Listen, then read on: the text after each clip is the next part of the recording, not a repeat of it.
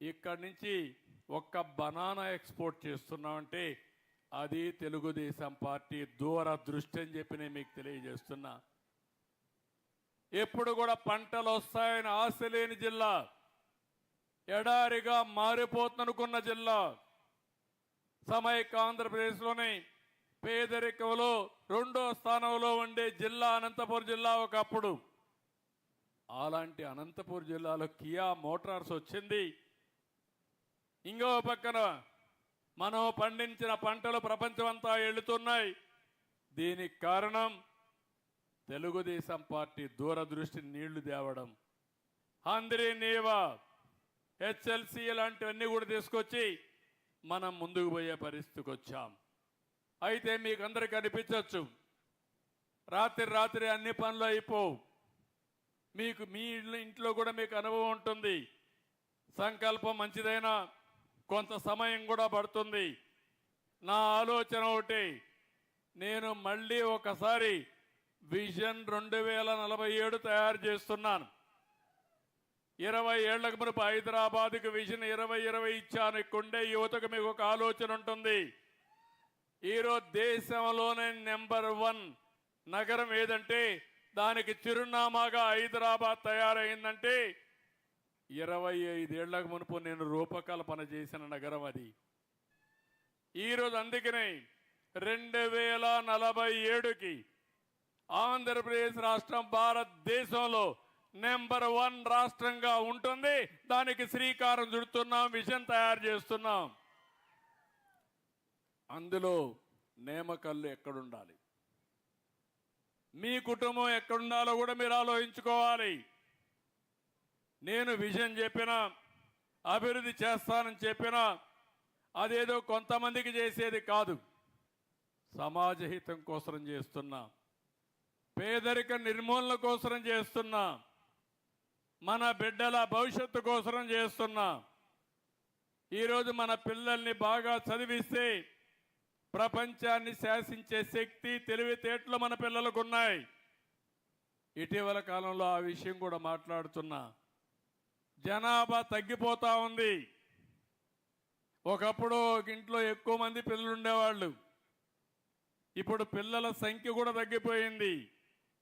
ముసలి వాళ్ళ సంఖ్య పెరుగుతూ ఉంది, పిల్లల సంఖ్య తగ్గుతూ ఉంది. దానివల్ల రాబోయే రోజుల్లో పని చేసే వాళ్ళు లేకుండా పోయే పరిస్థితి వస్తుంది. కాబట్టి ప్రతి ఒక్కరిని కనీసం 2 పిల్లల్ని కనే బాధ్యత వాళ్ళు తీసుకోవాలని కూడా అందరినీ కోరుతున్నా. కొంతమంది అంటున్నారు మీరేంటి కొత్తగా చెప్తున్నా. ఒకప్పుడు నేను కూడా ఫ్యామిలీ ప్లానింగ్ మాట్లాడా, కుటుంబ నియంత్రణ మాట్లాడాను. ఆ రోజు నేను మాట్లాడమే కాదు, చట్టం కూడా తీసుకొచ్చాను. 2 కంటే ఎక్కువ పిల్లలుంటే సర్పంచులుగా పోటీయడానికి అర్హత లేదని ఆ రోజు తీసుకొచ్చాను. ఈరోజు ఆ చట్టం తీసేశా. 2 కంటే తక్కువ మంది పిల్లలుంటే భవిష్యత్తులో పోటీ చేయడానికి అర్హత లేని కొత్త చట్టం తీసుకొస్తున్నా. 2 కంటే పైనే ఉండాలి. మన దేశంలో కానీ జనాభాని మనం కానీ పెంచుకోగలిగితే జనాభాని మన ఆస్తి.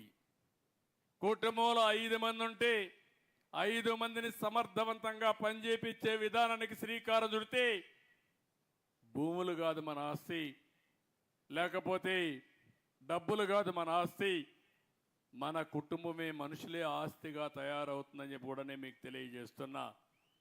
అదే సమయంలో ప్రతి ఒక్క కుటుంబానికి ఏమేమి ఇవ్వాలనో అవన్నీ కూడా ఆలోచిస్తున్నాం. నేను ఒకటే ఆలోచిస్తున్నాను, ప్రతి ఒక్క కుటుంబానికి ఇంటి జాగా ఉందా, ఇల్లు ఉందా? ఫస్ట్ ఈ 2 ఆలోచించి ఈ ఊరికి వస్తే 112 మందికి ఇళ్ళు కావాలన్నారు. ఇమ్మీడియట్గా 112 ఇండ్లు శాంక్షన్ చేస్తున్నానని చెప్పి కూడా నేను మీకు తెలియజేస్తున్నా.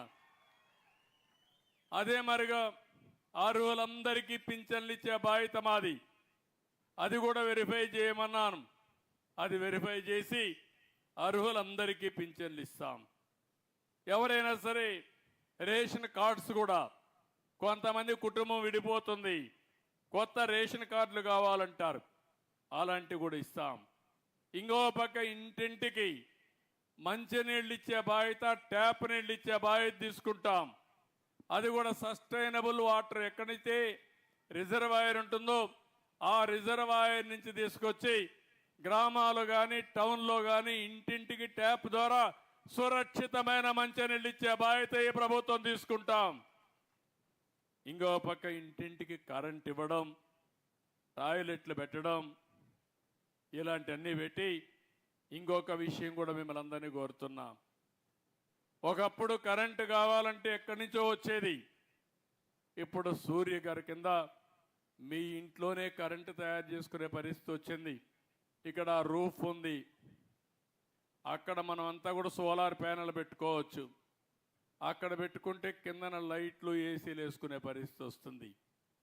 ఎక్కువగా ఉత్పత్తి అయితే గ్రిడ్కి ఇచ్చే పరిస్థితి వస్తుంది. మీకు అవసరమైతే తిరిగి మళ్ళీ ఇస్తాం.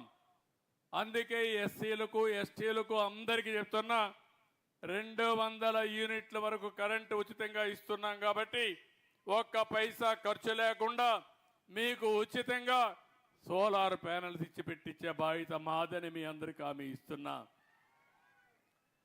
ఈ ఊరికి వచ్చినప్పుడు నేను ఒక ప్రోగ్రాం ఇస్తున్నాను కలెక్టర్కి. దగ్గర 759 కుటుంబాలకి సోలార్ ప్యానెల్స్ పెట్టుకునే అవకాశం ఉంది. అంటే దగ్గర రూఫ్ పైన, అంటే మిద్ది పైన, ఇంటి పైన 1,49,721 స్క్వేర్ ఫీట్ ఉంది.